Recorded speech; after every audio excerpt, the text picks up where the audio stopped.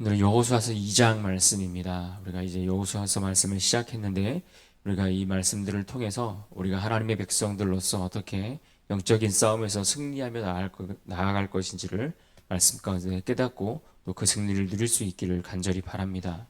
하나님의 백성들, 그들이 싸워야 할 영적 이 전쟁에 있어서 반드시 필요한 것이 있다면 그것은 바로 용기와 순종입니다. 담대한 믿음, 하나님이 주신 그 담대한 믿음과 또 그것에 대한 행함이 있는 순종, 이것이 바로 영적인 전쟁을 치러 가야 할 하나님의 사람들에게 필요한 필수 요소입니다. 어제 우리가 살펴본 1장 말씀에서 하나님은 모세의 뒤를 이은 이스라엘의 새로운 지도자 여호수아에게 용기를 북돋아 주시는 것을 보았습니다. 내게 이미 주신 명령들을 지켜 행하라. 그 말씀을 지켜 행하라 말씀하셨고, 내가 모세와 함께 했던 것처럼 너와 함께 하겠다. 그리고 내가 밟는 모든 그 땅을 다 너희에게 주겠다라고 그렇게 말씀하셨습니다. 그와 같이 말씀하심으로 이 여호수아로 하여금 그에게 힘과 용기를 하나님께서 심어 주셨습니다.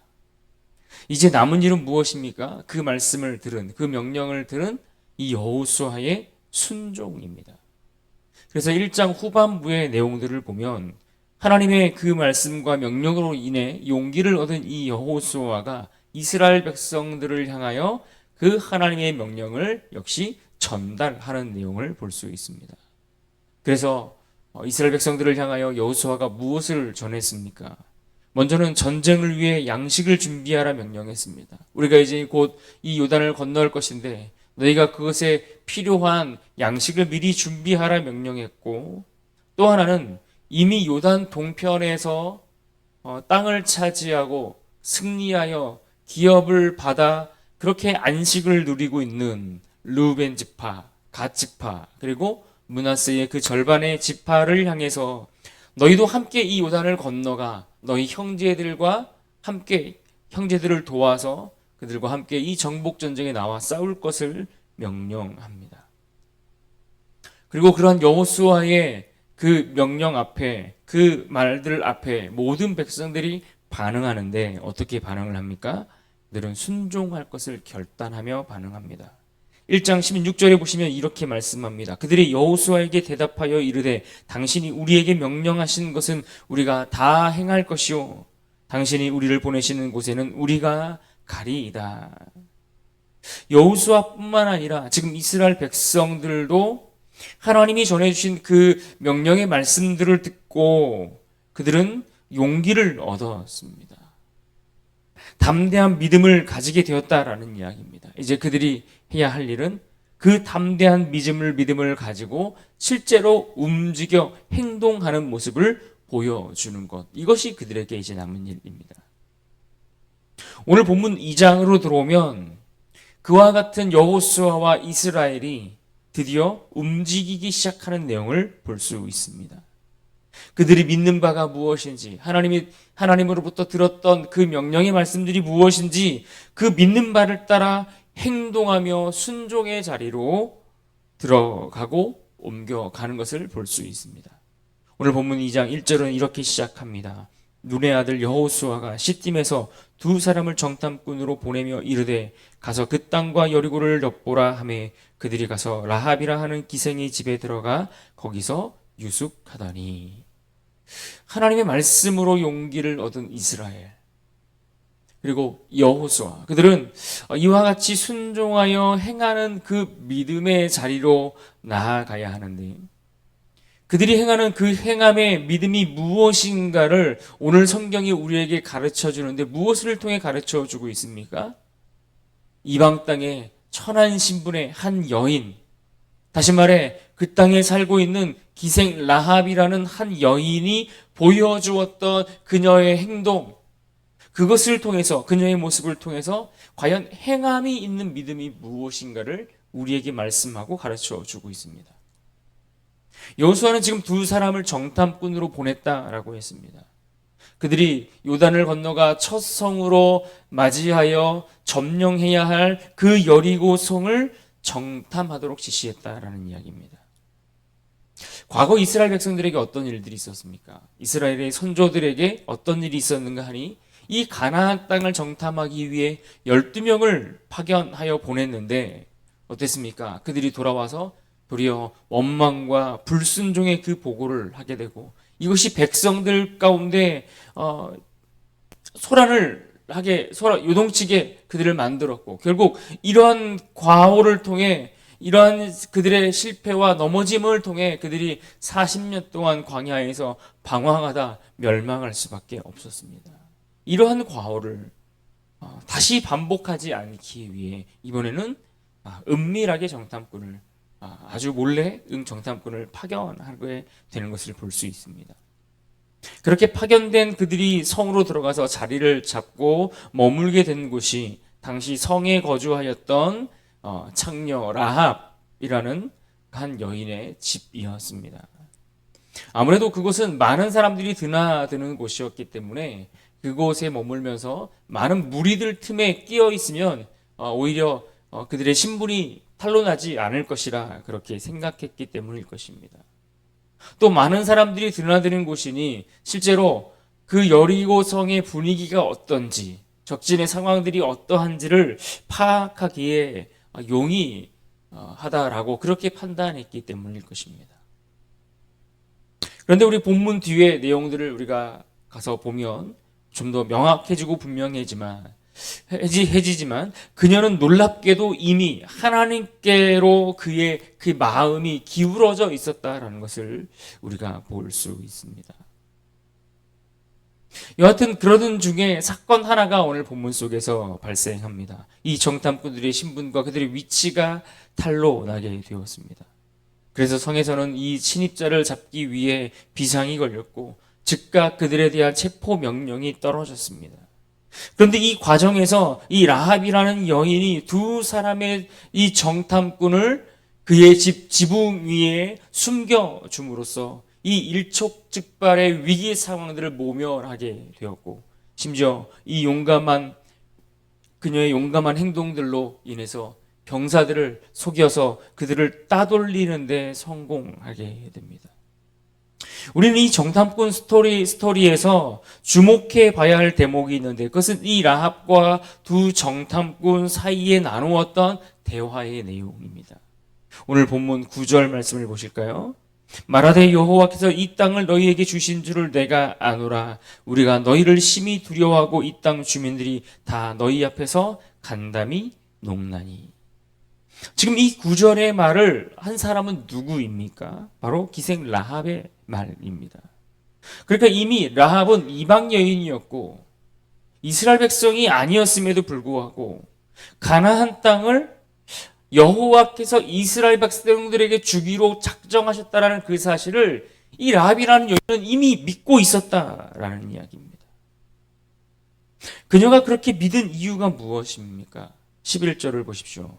우리가 듣자 곧 마음이 녹았고 너희로 말미암아 사람이 정신을 잃었나니 너희의 하나님 여호와는 위로는 하늘에서도 아래로는 땅에서도 하나님이시니라. 여기 보면 우리가 듣자 곧 마음이 녹았다라고 했습니다. 어떤 일 때문에 녹았다는 겁니까? 그 앞에 설명이 나오는데 이스라엘 백성들이 이미 홍해를 건널 때 그 땅을 마르게 하시고 그 땅을 건널 때에 이미 그것은 훨씬 오래전 이야기 아닙니까?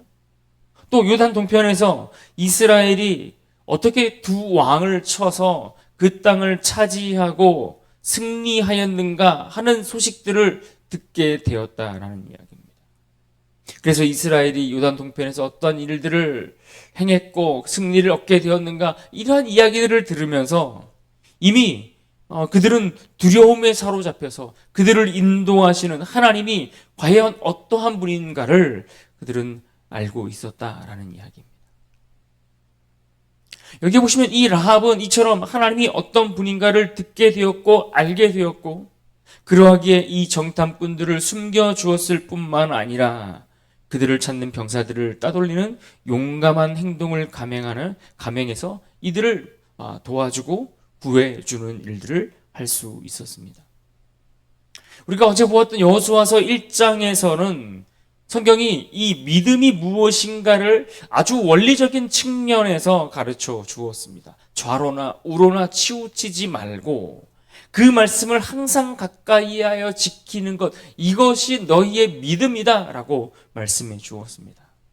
그런데 오늘 우리가 보고 있는 이 장에서는 이 믿음에 대해서 말씀하기를 좀 더 실제적인 측면에서의 믿음이 무엇인가를 가르쳐 주고 있습니다. 라합이라는 여성의 이 행동을, 그래서 히브리서의 기자가, 이 히브리서의 저자가 믿음의 행동이다라고 칭찬하는 것을 봅니다. 히브리서 11장 31절입니다.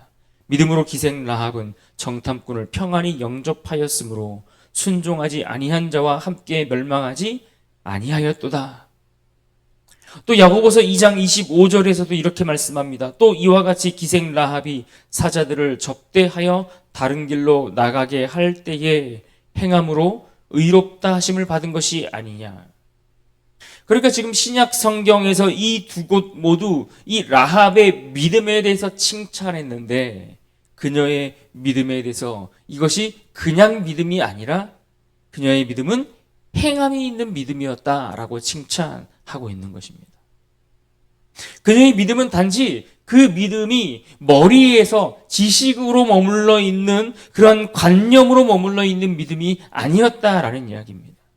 하나님이 어떤 분이신지, 그분이 하신 일들이 무엇인지를 알고 듣고 본 바를 머리에서뿐만 아니라 그녀의 삶의 자리에서 마땅히 행해야 할 때, 순종해야 할 때에 순종하고 행함으로 그가 믿는 바가 무엇인지를 증명해 보여주었다라는 이야기입니다.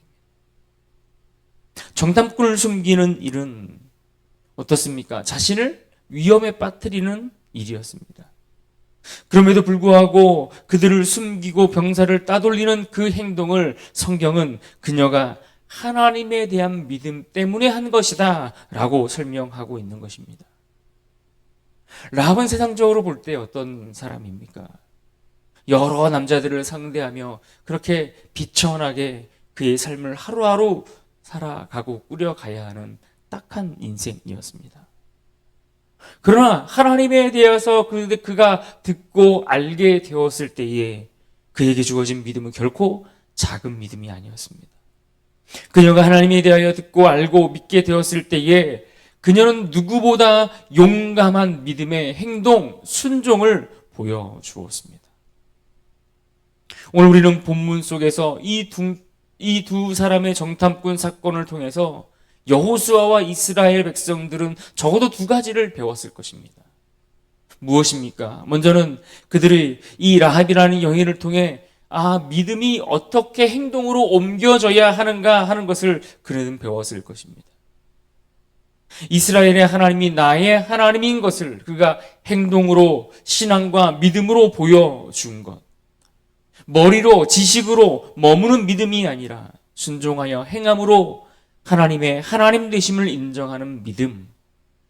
지금까지 하나님께서 이스라엘 백성들을 향하여 여호와의 규례와 법도를 지키라고 수없이 말씀하시고 들어왔던 그 말씀에 대하여 이스라엘이 이제 들은 그 말씀을 따라 행동할 때 비로소 그것이 진짜 믿음이 된다는 사실을 배울 수 있었습니다. 그렇게 들은 말씀대로 행동하면 과연 약속이 성취된다라는 사실을 그녀의 담대한 믿음을 통해 배울 수 있었다라는 말입니다. 또 하나, 이스라엘은 이 라합과 정탐꾼의 사건을 통해서 이미 하나님께서 그들 가운데, 우리 가운데 일하고 역사하고 계심을 깨닫게 되었습니다. 마지막 본문 23절과 24절을 봅니다. 그 두 사람이 돌이켜 산에서 내려와 강을 건너 눈의 아들 여호수아에게 나아가서 그들이 겪은 모든 일을 고하고 또 여호수아에게 이르되 진실로 여호와께서 그 온 땅을 우리 손에 주셨으므로 그 땅의 모든 주민이 우리 앞에서 간담이 녹더이다 하더라.